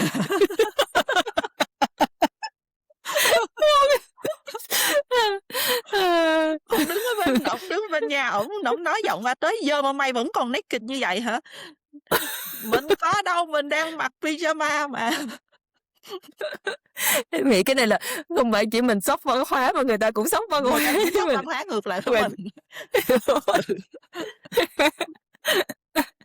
Ủa, vậy lúc mà khi chị gặp, bên, gia đình chồng là chị nói vừa cái ngôn ngữ là chị nói tiếng Pháp lộn, hông tiếng Pháp, chị nói tiếng Đức luôn hay là chị vẫn nói vừa tiếng Đức Không, với lúc vừa đó tiếng chị Anh? nói tiếng Anh, lúc đó là chị chưa Ừm, học tiếng Đức. dạ, Ừm. Cái lần Cái đó thời là khi mà cái lần đầu tiên đi sang Đức là chị vẫn chưa có học tiếng Đức, mãi tới khi sau khi về á, sau khi về thì ờ, mà thấy là mình có thể, sống ở bên này rồi ấy, thì là ừm, lúc đó là tính là đăng ký đi học tiếng Đức. dạ, ừm, Chứ còn rồi chứ còn lúc mà lần đầu tiên qua thì là chị vẫn giao tiếp bằng tiếng Anh thôi và ảnh phải ngồi kế dạ. bên ảnh dịch. Dạ. Thì, chị có nhớ là thì lúc đó thì, gia đình chồng, ba mẹ thì cảm thấy là có một, bạn gái con mình dẫn một người bạn gái nước ngoài về thì cái cảm xúc, cái thái độ của họ như thế nào hông? Họ có, kiểu, bất ngờ hay là có một cái sự hông biết em hông biết có sự xa cách nhất định nào hông? Hay Không, là với họ ừm, rất là thân thiện. yeah, Chị vẫn nghe người ta nói là, người nước ngoài thì người ta sẽ không tình cảm giống như người Việt Nam mình đâu. ừm, Hoặc rồi còn nếu mà nói về người Đức cá, riêng á, thì lại là càng không có, tại vì vẫn ừm, gán cho người Đức là một cái người Đức lạnh lùng ấy. dạ, đúng rồi, Nhưng mà thật sự á là không, chị ở hoặc là có thể là do chị may mắn, chị ở cái vùng vùng quê như thế này thì chị cũng không thể nói được là người ta sai hay là mình đúng. Nhưng mà cái cuộc sống của chị bên này á là nó không hề có một cái gì, gọi là, nhận được cái sự lạnh lùng từ những cái người hàng xóm xung quanh, ừm, mà ngược lại nhá, Thảo Nguyên á, rất là tình cảm luôn ấy, tình cảm tới ừm, mức mà chị khó tin luôn ấy. Cái yeah, bác hàng xóm kế bên chị ấy, là Thảo Nguyên có biết cái lúc mà chị chính thức bước qua, có giấy tờ để sang Đức đoàn tụ gia đình ấy, là lúc đó chị đã bầu 5 tháng rồi. Chị bầu 5 tháng thì ảnh ảnh đem chị sang và bọn chị làm một cái kết hôn chính thức ở bên này, là ra ra tòa thị chính là ký giấy tờ là ở bên này. Thì sau khi mà từ Việt Nam sang Đức được 1 tuần thì là sẽ là cái lễ cưới của tụi chị. Và, wow, yeah. 1 tuần sau hay sao ấy là ảnh là phải xách giỏ ảnh đi rồi. Ừm, Ừm, đấy, cho nên là khi mà ảnh đi á thì là ảnh sẽ gửi hàng xóm nè, rồi cô bạn thân của ảnh nè, đó là nói, ừm, "Chăm sóc giùm con vợ tao, tao không ở nhà thì là chăm sóc giùm." Thế thì họ cũng để mắt tới mình. Và Thảo Nguyên có ừm, biết cô hàng xóm ấy, của bằng, cỡ cỡ tuổi mẹ chị ấy, thì Thảo Nguyên có biết là cổ nhớ cái ngày dự sinh mà bác sĩ nói là con chị sẽ dự sinh vào ngày nào ấy. Chị cũng không để ý là cổ sẽ nhớ như thế đâu. Nhưng mà tới cái lúc mà à, khi mà con chị nó được sanh ra tới mấy tuổi rồi á, thì cái cô con dâu của cổ một lần ghé chơi á, cổ mới hỏi là cô con dâu mới hỏi chị á là "Sao mày có thể ở chồng mày đi công tác thường xuyên như thế mà mày vẫn không thấy là khó chịu hay như thế nào? dạ, đúng rồi, Rồi rồi những cái khó khăn của mày như thế nào? Rồi lúc mà mày sanh con thì là làm sao?" Thì cái bác hàng xóm của bả mới nói ấy, ngày dự sanh của con nó là ngày này nè, nhưng mà con nó ra sớm, trước mấy ngày, ôi, cô là nhớ vậy. tới chi tiết ôi, cô nhớ Nhớ cái chi tiết tới cái mức độ như vậy và cái lúc mà chị vào trong bệnh viện á là ông xã chị không về kịp, ồ, phải tới 2 ngày sau ổng mới về. Cái lúc mà chị ngồi nằm ở trên cái bàn xanh ấy, bà bác sĩ chính á, bà mới hỏi là "Khi nào chồng mày vào?" Chị mới nói là "2 ngày nữa chồng tao vào." hông hiểu. Ồ, Chị nói là "2 ngày nữa chồng tao vào." Chị thấy rõ ràng là bả khựng lại vài giây luôn á Thảo Nguyên. Nghĩa ừm, là bả không nghĩ là một người mà đi sanh mà đi một mình. Tại vì má chồng chị á, ngày sáng mà chị đi sanh ấy thì là, chị thấy là nó có dấu hiệu là vỡ ối rồi, thì bả chỉ giúp cho chị được là đi đi chung với chị lên xe cấp cứu và đi tới bệnh viện thôi, xong rồi sau đó phải về, bởi vì tới giờ tiêm thuốc, bả bị tiểu đường ấy. dạ, mẹ chị bị tiêu Tới được nha, tới giờ phải có y tá tới tiêm thuốc thì là má chồng chị phải quay về, là lúc đó chị chỉ có trong bệnh viện một mình thôi. Còn chồng chị bởi vì không về kịp, đã mua vé thì là vé tới tuần sau, tới đầu tuần mới về, còn chị thì là Ừm. thứ Năm là lên trên đi vào bệnh À, viện chị rồi. bị sợ dạ, Ừm, đấy, nó suýt sao có 2-3 ngày như thế thôi, thì đúng là ảnh không ở bên chị được thì là ảnh cứ giống như ngồi trên đống lửa ấy, thì không đổi được vé máy bay cũng không làm gì được hết, thì ảnh chỉ có ừm, nước ảnh kêu hàng xóm và kêu bạn thôi. Thì là bà hàng xóm bả vào, chị đang nằm ở trong phòng mà vừa đau á, là chị nghe tiếng bả hỏi là chị nằm ở đâu là y tá chỉ phòng, cái số phòng là bả nhào vào, bả quăng cái giỏ qua một bên, xong rồi bả xoa bóp, bả làm mọi ừm, thứ để cho mình cảm thấy dễ chịu ấy. Và đến hồi ừm, mà chị thấy cái nước ối nó vỡ ra, mình ta bụp, cái là mình giống như cái bong bóng mình nó bị, phịt nước ra hết ấy. Thì dạ, là những cái đồ mà bả thay cho mình ấy, thì cái đồ đồ dơ của mình, bà cũng gom lại hết xong rồi bả nhét vào trong giỏ, cũng không quan tâm á là ờ, mình phải đi kiếm cái bịch ni lông hay này kia cho nó để nó đừng có bị dơ cái giỏ của mình, nghĩa là bả làm bằng tất cả giống tính giống như là mạng ấy, người nhà, dạ, đó. làm giống như người nhà thôi á. Ừm, Ừm, cho nên là cái cái thời gian mà chị ở đây ấy, thì là bả luôn luôn là cái người mà dòm ngó coi mẹ con chị có ổn hay không. ừm. Ừm, Đặc biệt thật á, em cảm thấy là rất là, kiểu, nghe rất là cảm động và nhất là những cái lúc mà thời gian nhất là hồi phụ nữ mình lúc mà mình đi sinh cũng lại có một mình nữa, ừm, thì ít nhất là cũng có một người mà khi ngay cả tại cái thời điểm đó hay cả ngay cái lúc trong lúc chị mang thai á, chị có bao giờ chị cảm thấy bị tủi thân hông? Chị có bao giờ cảm không, thấy thử hỏi không luôn hả chị? Không hỏi là tại sao không. mình chọn một cái cuộc sống mà, kiểu như, không được ở gần cạnh chồng mình hông? Không, chị thật sự là không có cảm giác là tủi thân luôn á Thảo Nguyên. Và À, khi mà chị nói với chồng chị á là "Nếu mà anh không về kịp á, thì là em đi sanh một mình, nhưng mà anh đừng kêu ai hết." Tại vì em cũng không muốn có ai ở bên cạnh hết, tại vì chị ừm, biết là cái lúc đó là chị rất là đau, cho nên cái mặt mày của mình nó cũng sẽ không phải, gọi là, dễ chịu và mình cũng không thể nào mà tập trung mà ngồi, dạ, nói chuyện với người ta hay là như thế nào. Mình chỉ có lúc đó là chỉ có mình với cơn cơn đau của mình thôi, thì là chị à, nghĩ trước là cái cảnh đó là như vậy, và chị cảm thấy đó là một cái chuyện rất là bình thường. Sau này chị kể lại với lại một người bạn chị ở bên Đức ấy, em ấy nhỏ tuổi hơn chị, cái chị nói với nó một cái giọng rất là bình thường và vui vẻ như thế này, cái nói: "Chị ơi, em nghe xong mà em còn muốn khóc mà sao chị có thể kể cho em nghe bằng một cái giọng nó vui vẻ như thế?" Thật sự là chị thấy đó là một cái chuyện nó bình thường á, ừm, ảnh cũng không thể control được, là ngày giờ nào con chị nó muốn ra đời dạ, thì mình đã dự tính rồi, nhưng mà nó ra sớm thì là mình phải chấp nhận thôi. dạ. Nhưng mà chớ gì trong cái quá trình chung sống đó, có bao giờ anh chị ngồi xuống nói là ảnh có thể ví dụ như thay đổi công việc, một cái công việc khác để bớt cái thời gian phải xa gia đình hông? Hay là vì chị cảm thấy cái chuyện đó cũng bình thường, chị cũng chấp nhận được, mà chị chấp nhận mà chị cũng, kiểu, em còn thấy như là chị đang sống vui vẻ với nó luôn á, và, kiểu, đó là vì Có, công việc của ảnh? ảnh ảnh cũng có nghĩ tới cái chuyện là sẽ, kiếm một cái công việc khác để ở gần gia đình hơn, nhưng Ừm, mà cái ảnh quan tâm ấy là cái mức lương, cái mức lương khi mà ảnh làm việc ở gần nhà thì nó sẽ không có ừm, đủ cover cho cái sự thoải mái của một gia đình 3 người.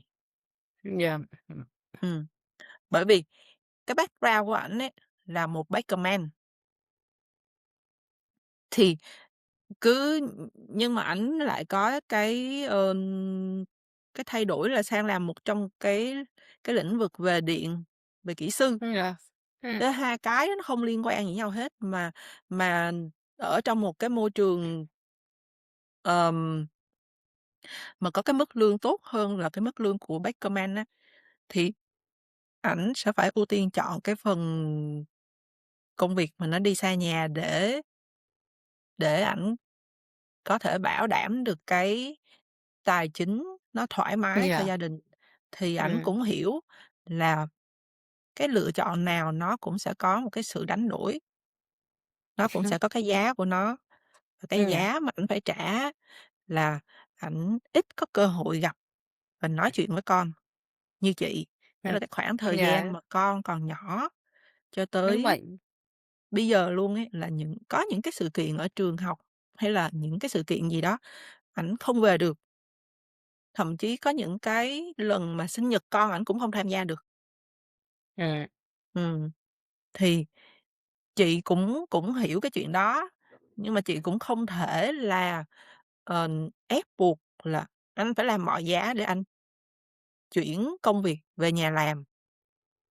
dạ, Bởi vì chị cũng thấy là, ờ, thật sự đây là cũng là một cái khó khăn, một cái trở ngại của chị, đó là vì cái tiếng Đức của mình nó chưa tốt, cho nên chị không có tự tin để mà chị làm việc với lại người Đức. ừm, Cái thứ hai nữa là khi mà chị ở bên này ấy, chị sợ nhất là con chị bị bệnh, ừm, nhưng mà may mắn cho chị á là con chị nó khỏe. dạ, Ừm, bởi vì thật sự là ảnh không có ở nhà, thời gian đầu mà mình cũng không biết chạy xe, cho nên, cứ cái cảm giác mà mình sợ con bị bệnh rồi mình không biết phải làm thế nào ấy. dạ, kiểu, phải phụ Ừm, thuộc vào một người khác và phải nhờ ừm, nhờ rồi hoặc là khi mà mình đi làm ở đâu đó mà, ừm, con bị bệnh xong rồi trường học gọi là nói là con bệnh cần phải đón về, mình không say được tại vì không có ai hết. dạ, dạ, Ừm, cho nên là một phần chị cũng muốn ở nhà với con, và một phần, phải nói thật là mình cũng không tự tin với lại cái ngôn ngữ của mình, ừm, cho nên là, cái gánh nặng mà về tài chính á, thì sẽ đổ lên cho chồng chị. dạ, right. Ừm, Muốn chia sẻ thêm là với những, kiểu, những gia đình mà sống ở nước ngoài, mà những gia đình có cả về yếu tố Việt Nam và nước ngoài, thường luôn sẽ ở bên đây sẽ không có những cái người hỗ trợ, thì ừm, và nếu có thì cái tiền nó cũng sẽ rất là cao để trả lương. Nên thường lúc nào gia đình cũng sẽ phải có một người có một cái công việc nó thoải mái về giờ giấc hơn. Và cũng ừm, có thể để đưa đón hoặc là đón đứa nhỏ ở trường, hoặc là những lúc nó bệnh, hoặc là sau này sẽ có những cái học ngoại khóa. Em hông biết ừm, bên Đức thì như thế nào, mà ví dụ như bên Pháp thì là mấy đứa nhỏ nó chỉ học, 4 ngày trong tuần thôi, ngày thứ ừm, Tư rồi tụi nó sẽ được nghỉ. Thì ừm, một á là ba mẹ giữ ở nhà, hai là ba mẹ sẽ giữ ở trung tâm, và thường là ừm, thứ Tư sẽ có những cái giờ ngoại khóa nếu mình muốn đăng ký cho con học thêm đàn, học thêm nhảy, học thêm võ gì á. Nên, kiểu, em thấy rất nhiều gia đình là một người lo về tài chính hoặc là đi làm với cái giờ cố định chẳng hạn, có thể chấp nhận làm xa nhà, ví dụ trong trường hợp của chồng chị, còn một người sẽ, kiểu là, lo về cái phần gia đình và ở nhà có cái thời gian để chăm sóc, đưa đón và phụ trách cái phần đó hơn. Ừm, ừm, thì nếu mà lúc quay lại những cái thời gian đó thì chị có bị gì thấy nhớ cái công việc ở Việt Nam hông? Chị có thấy có. nhớ cái thời gian là được vùng vẫy, phải đi sale còn mà gặp bao nhiêu khách hàng, chạy KPI hông? Bây giờ thì, kiểu, mình có KPI mà KPI của gia đình đó. Nó cũng có một cái, gọi là, cái vấn đề nhỏ nhỏ trong cái suy nghĩ của chị như thế này nè, là bởi vì khi mà khi mà chị đi làm để có tài chính cho gia đình lúc mà ở Việt Nam ấy, nhiều khi mình cũng nghĩ là "Trời ơi, mình cố gắng cũng có thời gian mệt mỏi chứ." Dạ, Cho nên là mình cũng thấy có một cái người mà có thể, ờ, hỗ trợ với mình, nâng đỡ mình thì cái cảm giác của nó, ừm, nó khác. Mình thấy giống như là, bây giờ là mình đỡ khổ hơn, nói thẳng ra là như vậy, bây giờ mình đỡ dạ, khổ hơn, bây giờ có người san sẻ với mình. Thật sự thì là chị chưa bao giờ nói là đề cập với cái chuyện mà anh cần phải hỗ trợ gia đình chị về cái mặt tiền bạc, chưa bao giờ, và ảnh cũng chưa bao giờ làm và gia đình chị cũng chưa bao giờ cần. à, Ừm, nhưng mà cái kiểu mà bây giờ thí dụ như là chị cũng không biết diễn tả nó như thế nào, ví dụ như là mình gồng một thời gian rồi bây giờ tự nhiên thế giờ mình có một cái người để yêu thương mình, lo lại cho mình không phải lo nữa ấy, dạ, thì là mình vui mừng về cái chuyện đó. ừm, Chị tưởng đó là một cái điều làm cho chị hạnh phúc rồi, nhưng mà thật sự nó không làm cho chị hạnh phúc thật. nó không thật sự đó không phải là một cái điều làm cho mình hạnh phúc, là bởi vì, ừm, chị vẫn muốn đi làm, bên trong chị là vẫn muốn mình tự chủ giống như cái thời mà mình ở Việt Nam ấy, nhưng mà nó bị lấp đi bởi ừm, bởi cái suy nghĩ mà mình gồng lâu rồi, bây giờ mình Ừm, được sang một cái trang mới nó nhẹ nhàng hơn rồi ấy, thì giống như là mình ngủ quên trên chiến thắng ấy. yeah, Và chị không nhận ra cái điều đó trong suốt gần 6 năm đầu ở Đức, bởi vì thì cuộc sống của chị nó cứ êm êm vậy thôi. Chị ở nhà với con, lo cho con, còn ông xã chị thì đi làm xa, rồi yeah, mỗi ngày thì cứ nói chuyện qua qua điện thoại như thế. Nhưng mà tới tới một cái giai đoạn mà con chị nó sắp vào lớp 1 ấy, thì tự nhiên cái thời gian đó chị, giống như là, nó cũng có thể gọi là gần như trầm cảm, là bởi vì chị ừm, không muốn giao tiếp với ai hết, chị cũng không muốn nói gì với ai, ngay cả ông xã chị. Ừm, ừm, chị không thấy hứng thú gì, với mọi thứ mà chị đang có nữa hết. Thậm chí đến nỗi á là ảnh chị không muốn trả lời điện thoại luôn ấy. Không phải là chị ừm, ghét nhưng mà chị cũng không thể hiểu được là cái đó là cái gì, không hiểu được cái cảm giác đó vì sao mình có như vậy, là bởi vì trước đó chị chưa bao giờ có cái cảm giác đó hết. yeah, Cho nên khi mà nó tới thì là chị cũng không gọi tên nó được là cái gì. Thì sau này chị mới, cứ nhìn lại rồi rồi những cái sự việc mà nó xảy ra cho mình thì mình cứ sâu chuỗi mình kết nối nó lại thì mình biết nó là như vậy thôi, chứ còn cái lúc đó chị không gọi tên được cái cảm giác đó là gì, vì sao mà chị có cái cảm giác đó. ừm, Ừm, đến nỗi mà chị không muốn nói chuyện với ảnh, qua điện thoại luôn, thì ảnh chỉ có thể nhắn tin cho chị thôi. Thì ảnh chỉ hỏi là "Ngày hôm nay em ổn không? Em đã đỡ hơn chưa?" Chị chỉ trả lời lại được á là "Em bảo đảm với anh ấy là con vẫn an toàn, còn những chuyện ừm, khác thì là em không trả lời được."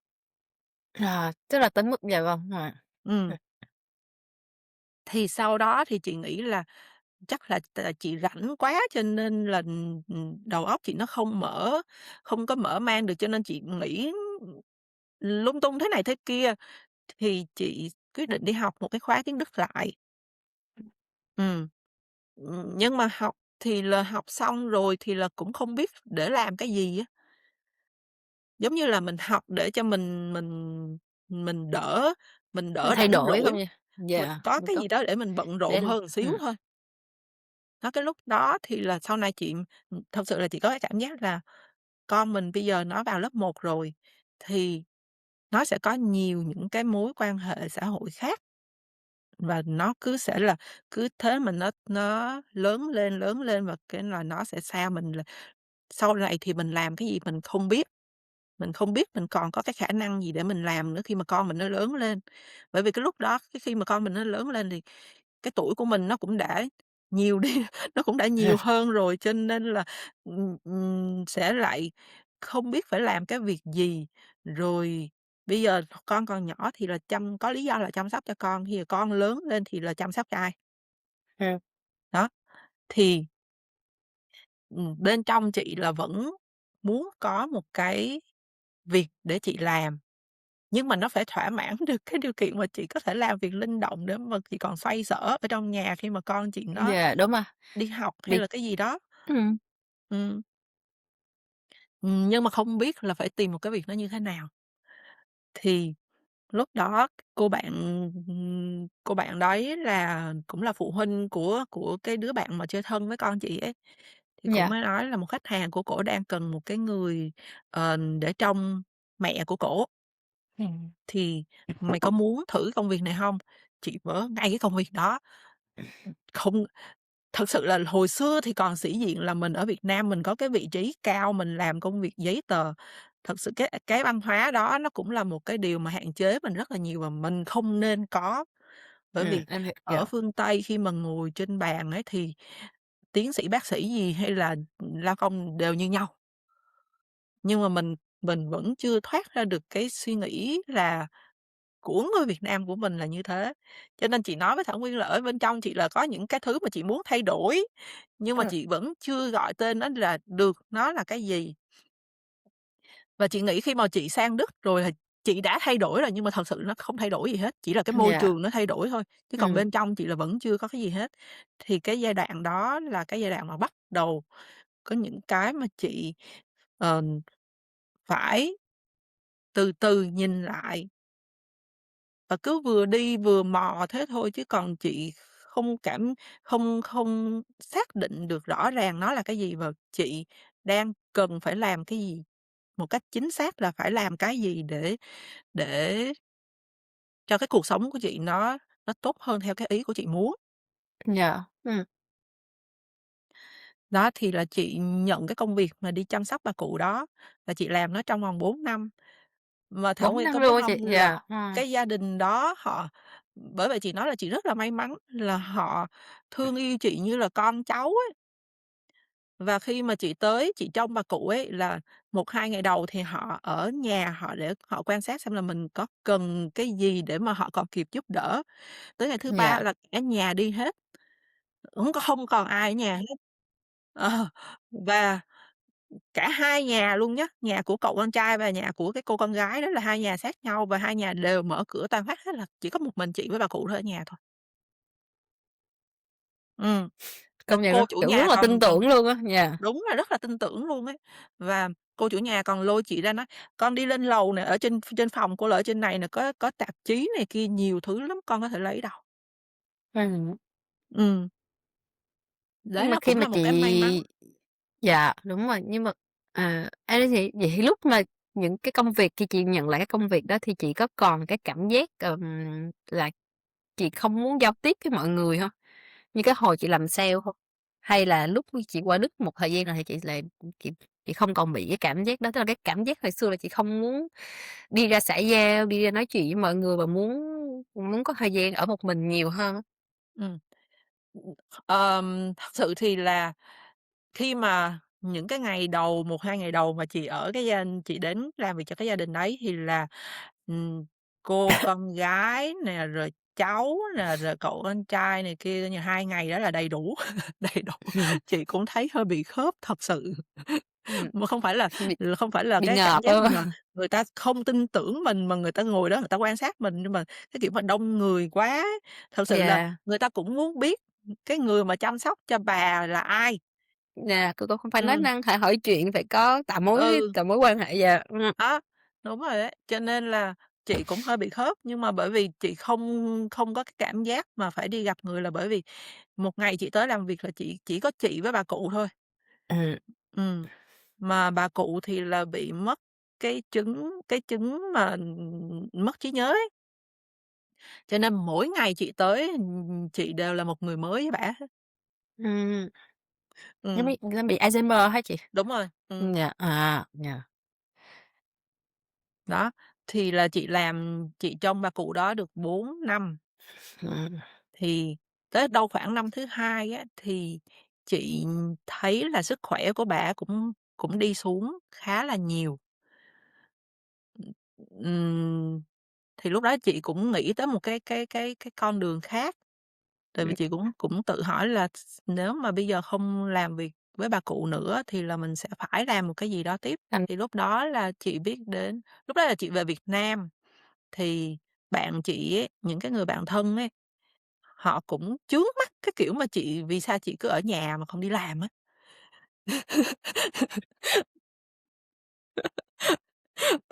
Đấy, tại vì, ờm, ừm, chị nhớ chị bạn thân của chị nói á là "Mày nhớ lại đi, cẩm mày ở Việt Nam ấy, mày là công dân hạng A." Ừ. Bả cáu chị một cái là vì lúc đó là chị muốn đặt phòng khách sạn nhưng mà chị không có cái thẻ credit card để chị đặt. Tại vì mỗi lần mà chị đi đâu ở bên này á là anh xã chị làm hết. yeah, Thảo Nguyên có biết là chị không biết giải quyết một cái giấy tờ gì ở bên này hết, là ảnh ngồi ở xa ấy, là ảnh ở cái nước nào ấy, thì ảnh giải quyết hết cho chị. ừm. Chị có đi đâu hay là làm gì thì là ảnh là người đặt đặt khách sạn này kia, chị chỉ có việc đi thôi. Nó giống như là chị Em cảm thấy giống như chị có hai hai cuộc sống khác nhau luôn á. Giống như một cuộc sống ở Việt Nam là vậy, khi chị qua nước cái chị chuyển hẳn một em cảm giác là chị chuyển hẳn sang một cái thái cực khác. Ừm, Nó nó cũng giống theo kiểu là nhiều khi mình ở đến một mức độ mình quá mệt mỏi và, kiểu, mình được thả ra, ừm, mình được thả ra mình, kiểu, không muốn, ờ, nó, kiểu, mình không cũng muốn mang nó nữa thì bây giờ tới dạ cái cuộc vâng, sống ở bên Đức là nó quá là nhẹ nhàng với mình đi. Nhưng mà thực sự là dạ, cái sự nhẹ nhàng đó nó cũng không làm cho mình thoải mái là bởi vì bên trong mình vẫn còn một cái gì đó mà nó chưa giải quyết được. dạ, Ừm, dạ, mà nó bên trong mình nó là cái gì thì mình cũng cũng không biết được luôn, mình cũng chưa gọi tên nó ra được luôn. dạ, Đó chỉ là một cái sự thôi thúc thôi. Và mình chỉ cảm thấy là mình cần phải làm một cái gì đó, nhưng mà cái gì đó đó là cái gì thì mình không biết. Nó khổ sở ở cái chỗ đó. dạ. Vậy thì đến đến khi nào chị tìm ra được cái đó? Chị tìm ra cái việc việc chị muốn làm hay là chị vẫn đang trên cái hành trình tìm ra cái việc đó? Tìm ra cái việc mà chị muốn làm ấy, đúng hông? Dạ, giống Chị như hỏi dạ, vậy đúng rồi, hả? nó Ừ, theo cái tiếng nói bên trong, theo đó là cái thoại thoại khi mà chị đến với cái chương trình mà Ăn Ngon Eo Thon ấy, thì thì nó làm cho chị thay đổi hoàn toàn về cái cách suy nghĩ của chị. Thật sự là ừm, chị là một con người, gọi là, hướng nội nè, tối cổ, chị rất là khó chịu, ở Việt Nam chị rất là khó chịu. Ừm, chị đi mua quần áo mà thí dụ mà chị đi đi mua quần áo nhá, mà cái cô nhân viên đó cổ nhiệt tình quá, chị cũng khó chịu.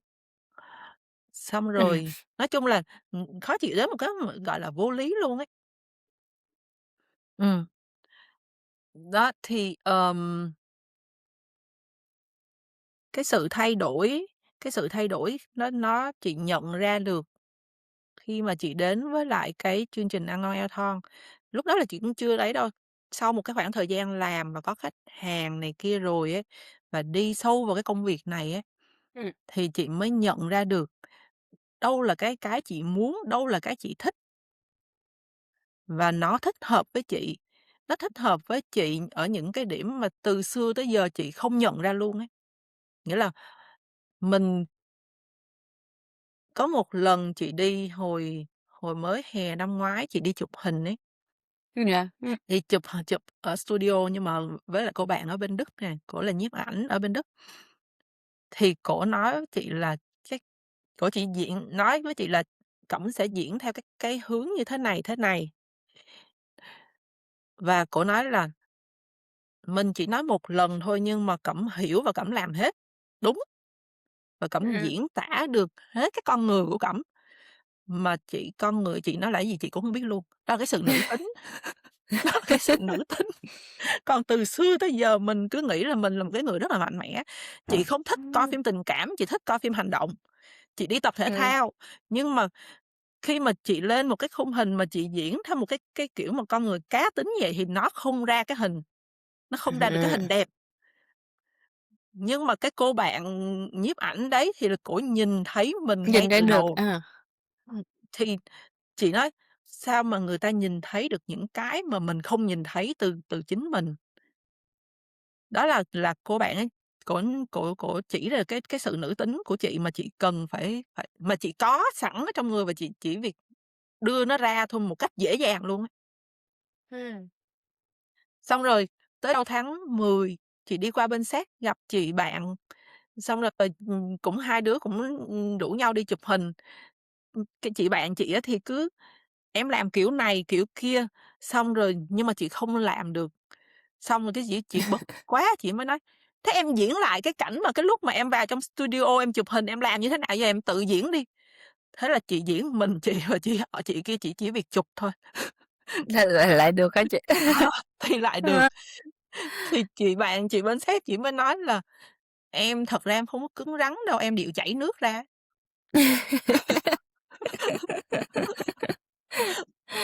Ấy, Ừm, thì giống như là chị cũng nói là "Em có cái khả năng sáng tạo."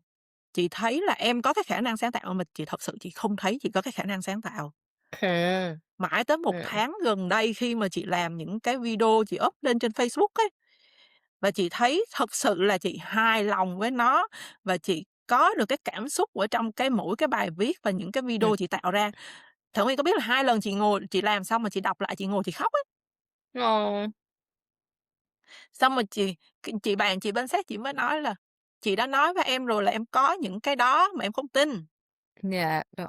Ừm, Đó, thì bây giờ khi mà bước vào cái hành trình mà với, Ăn Ngon Eo Thon và làm việc với khách hàng này kia đó, sâu hơn nữa thì chị mới phát hiện ra bên trong chị nó có những cái tố chất như thế nào mà từ xưa tới giờ chị không thấy.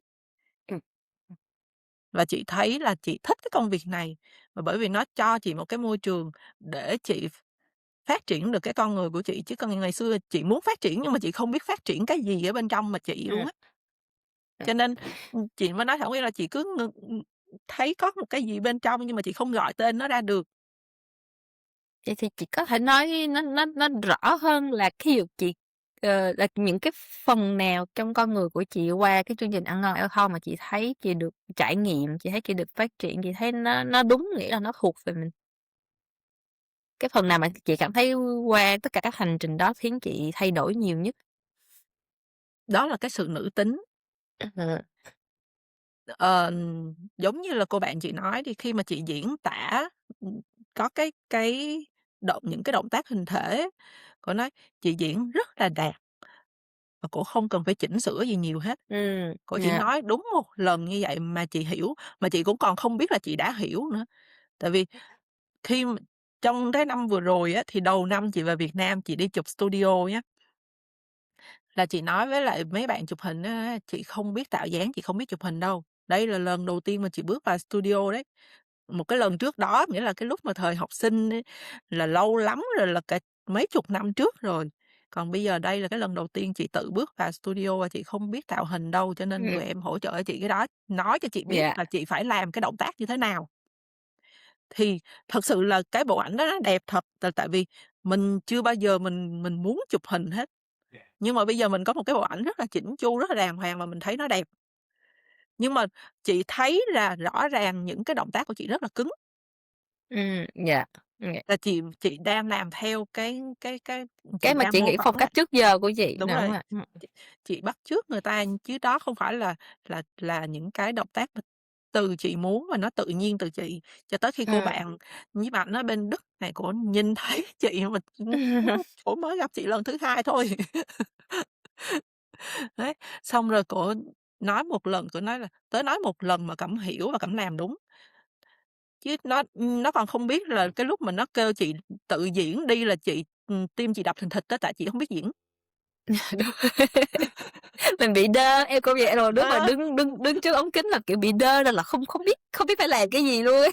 đúng rồi, Rồi, cho nên chị hơi sợ ấy là khi mà nó nói Cẩm tự diễn á, xong rồi Hoài sẽ chụp cho Cẩm, và nó chỉ nói là cái hướng như vậy thôi, nhưng mà chị lại làm được đúng theo nó, ừm, cái ý đồ của nó muốn.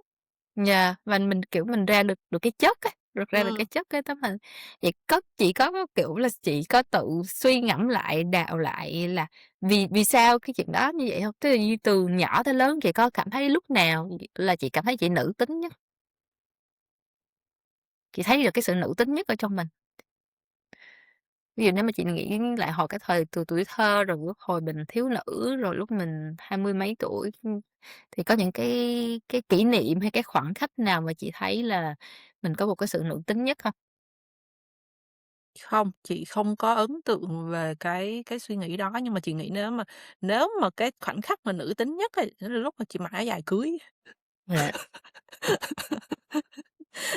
Đó, xong rồi sau cái bộ áo dài cưới đó thì là, qua bên này cuộc sống nó khá là đơn giản, cho nên là, không ai quan tâm tới cái ngoại hình của mình như thế nào, và thật sự là cái ngoại hình của mình nó so với những cái người bản xứ ở đây là nó đã là rất là đẹp rồi.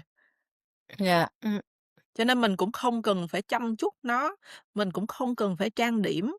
Thật sự là chị không trang điểm, chị không skincare, không gì hết, là là mấy chục năm trời như vậy luôn á. Cho nên là khi mà cái hành trình này chị không nghĩ nó thay đổi chị nhiều tới như vậy. Và ừm, và nếu như mà hỏi là chị có diễn để cho ra một cái hình ảnh như bây giờ hay không á, thì đó là không, hoàn toàn không.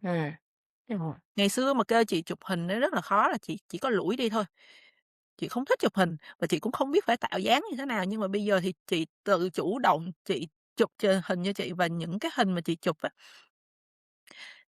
chị có đưa cho cái bạn nhiếp ảnh đấy, coi Yeah. á. Chị lúc mà nó kêu chị tự diễn á, thì chị mới nói là "Tớ cho cậu coi trước mấy cái hình mà tớ hay selfie ở nhà ấy, xong rồi cậu coi coi có được hay không á, rồi cậu góp ý thì tớ tớ tớ mường tượng ra được." Cái nó nhìn á, cũng có tố chất đấy, cũng tự chụp được những cái rất là đẹp ấy. Dạ luôn, Nó thì Ừm. thật sự là Ừm. bên trong mình nó có những cái khả năng mà mình mình cứ chối bỏ nó đi á, là tại vì mình cứ khăng khăng là từ Mình trước là tới như giờ thế nó này, không bộc lộ ra thì là mình không thấy, thì mình không nghĩ là nó thấy, không dạ, có. dạ vâng, Cũng giống như là sáng tạo đi, thì chị cũng chả thấy chị làm cái việc gì sáng tạo, nhưng mà, ừm, những người khác người ta xem video chị xong rồi người ta nói: "Chị thấy em làm được, chị thấy em sáng tạo rất là hay mà, tại sao em không không phát huy được cái chuyện đó?" ừm. Cho nên là chị thấy cái đau khổ nhất là mình không hiểu được mình á. Dạ, đúng vậy. Và, kiểu, mình nhiều khi là mình nói không trước với những cái cơ hội hay những cái thử thách thật sự đôi khi là em thấy là mình phải làm, mình Ừm, cứ quăng mình vô mình cứ làm đi rồi mình sẽ biết là mình có hợp hay không. Và, kiểu, giống như em nghĩ là cái việc mà em làm podcast này cũng là nó đến từ cái, hành trình ăn ngon heo thon. Nó, kiểu, là một cái nguồn cảm hứng cho em, thì để giới thiệu với mọi người luôn, tới bây giờ thì mới được khoe.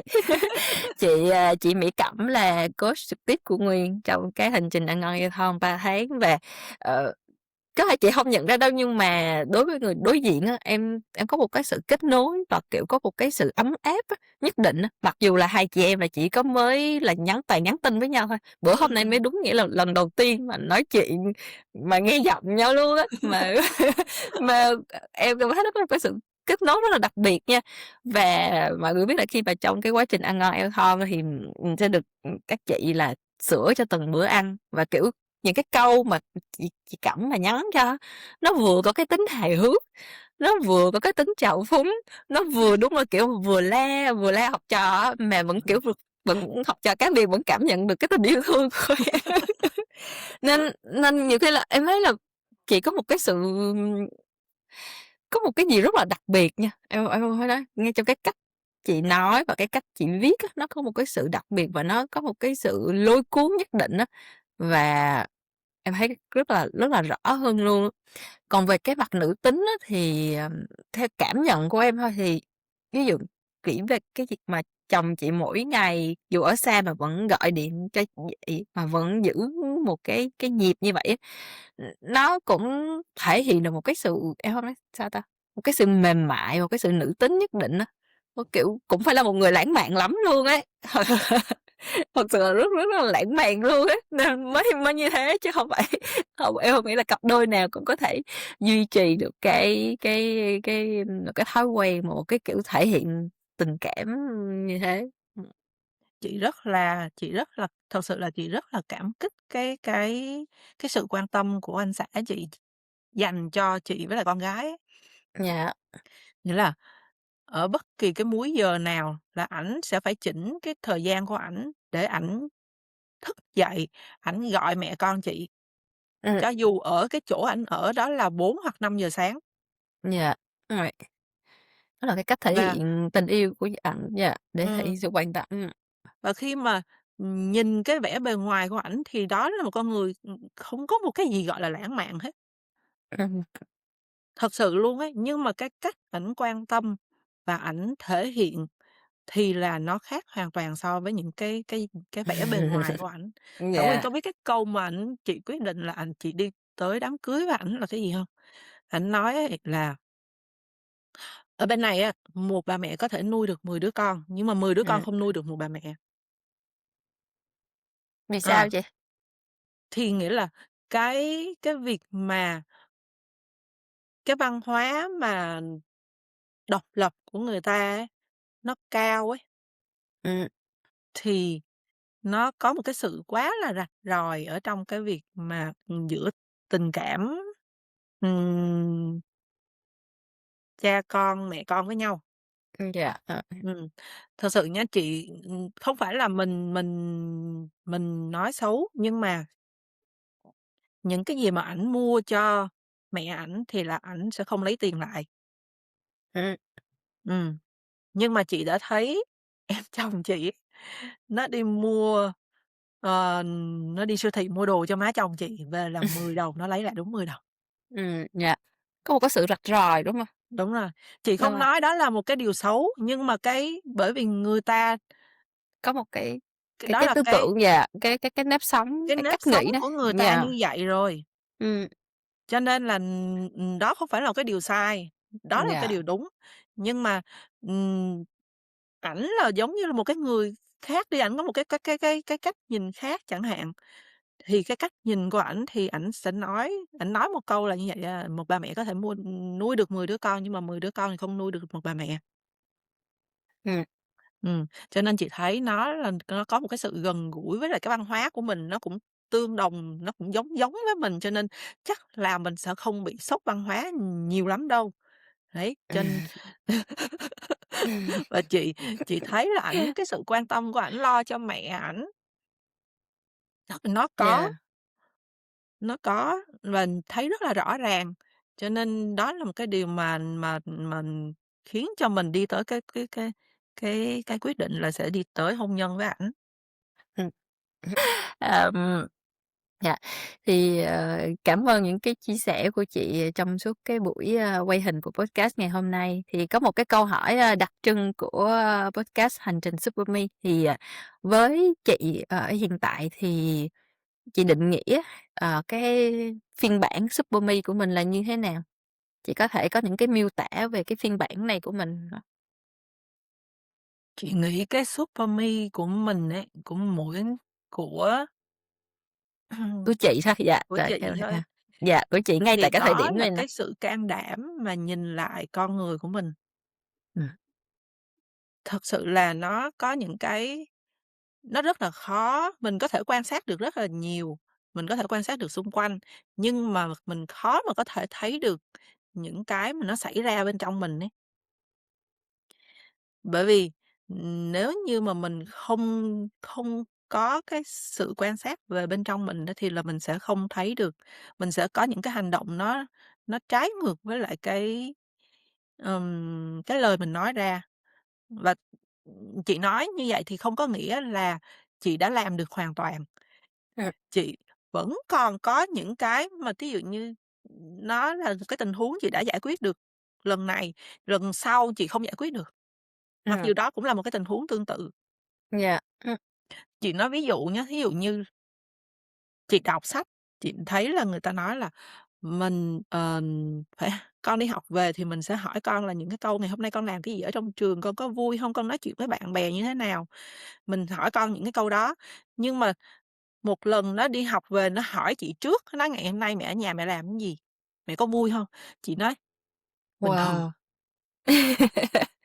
Thì thì đấy, thì làm sao mà mình expect lại được, mình mong chờ ở con một cái sự mà nó hào hứng, nó kể cho mình nghe như thế, bởi vì mình không có một cái gì để mình trả lời cho nó, mình chỉ có một cái hai chữ rất là bình thường, mà cũng không có, gọi là, hào hứng hay là như thế nào nữa hết. Cho nên là với chị cái điều khó khăn, cái super mà chị có thể làm được ấy, là chị thấy chị có can đảm nhìn lại những cái việc mình làm và chị cố gắng chị sửa nó. Nó chưa được hoàn hảo, nó cũng không phải là, chị sửa một phát là được ngay, nhưng mà mình nhìn thấy được có những cái mình cần phải làm cho nó khác đi, cho nó tốt hơn. Dạ, ừm. Ừm, em thấy, kiểu, Đó là mình cái đang có cái ý thức về cái chuyện đó, về nó giống như là có một cái câu là hạnh phúc không phải là đích đến mà là một quá trình á, thì với em nó ừm, cũng không phải là một cái phiên bản là mình phải đạt được nó, là mình phải có cái này cái kia phải phải đạt được, hoặc là mình phải phát triển hơn, tốt hơn, mà nó giống em cảm thấy nhiều khi nó là những cái khoảnh khắc trong cái cuộc sống của mình, những cái lúc mà mình cảm thấy mình được sống thật nhất với lại chính mình. Mình có một cái sự ừm, đồng bộ giữa cái mình suy nghĩ, cách mình nói ra, cách mình thể hiện và nó là những cái có thể là những cái khoảnh khắc hoặc là mình trong người mình sẽ có nhiều cái phiên bản khác nhau. sẽ có phiên bản này mình hợp với mình hơn, có những phiên bản là mình sẽ phải có gánh thêm những cái vai trò khác, và đôi khi, có nhiều cái vai trò khác nhau trong cuộc sống. Ừm, thì, Đúng hy rồi. vọng là chị sẽ có thêm được nhiều những cái khoảnh khắc, những cái lần mà chị thấy là mình được tìm hiểu, được thể hiện đúng với lại cái con người thật và của chính mình. À, Ừm. thì, trước khi mình kết thúc chương trình thì chị có lời gì muốn chia sẻ hay muốn nhắn nhủ với lại mọi người đang xem, podcast của mình không ạ? Một cái lời nhắn thì chị chỉ có thể là chia sẻ với những cái người nào mà có những cái suy nghĩ giống như chị, hoặc là những cái thôi thúc bên trong giống như chị, nhưng mà vẫn còn chưa dám thể hiện mình, hoặc là chưa dám nắm bắt những cái cơ hội khi mà nó tới với mình ấy, thì mọi người hãy cứ mạnh dạn, ừm, nắm bắt lấy nó và quan sát lấy cái cảm cảm giác ở bên trong của mình như thế nào, và cứ show ra cái sự mạnh mẽ, cái sự super ở bên trong mình khi mà mình nắm bắt một cái cơ hội đó. Bởi vì tất cả những cái điều mà nó xảy ra cho mình đều là những cái điều nó phải xảy ra hết. Cho nên là, hãy cứ nắm bắt nó và thay đổi mình để mình có một cái phiên bản, gọi là, super hơn, ừm, better hơn. Dạ, dạ vâng, em cảm ơn chị và, cảm ơn mọi người đã theo dõi cái buổi podcast ngày hôm nay cùng với Nguyên và cùng với chị Mỹ Cẩm. Hẹn mọi người trong tập tiếp theo.